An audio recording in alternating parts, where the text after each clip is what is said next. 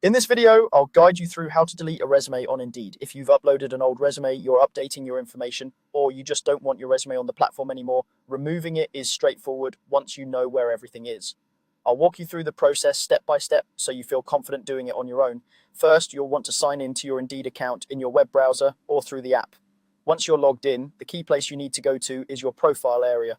Start by going to your account section, usually found at the top right corner under your account icon or your initials. Click there and then look for an option related to your profile or personal account details. From that profile area, you should see a section specifically labeled for your resume. Open the resume section from within your profile.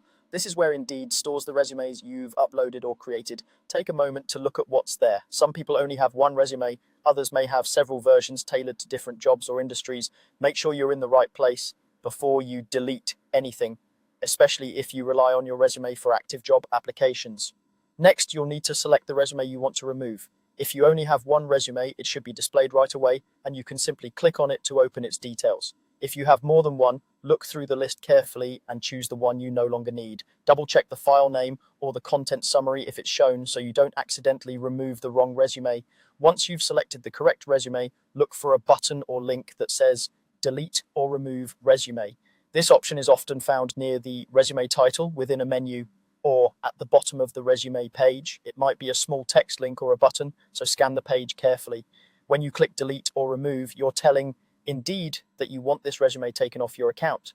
After you click that option, Indeed will usually ask you to confirm the deletion. This confirmation step is important because it prevents you from deleting a resume by accident.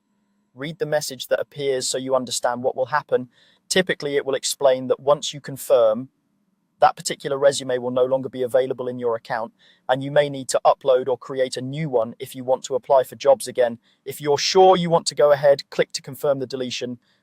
Give it a moment to process, then check your resume section again to verify that the resume is gone. You should no longer see it listed among your available resumes. That's all there is to it.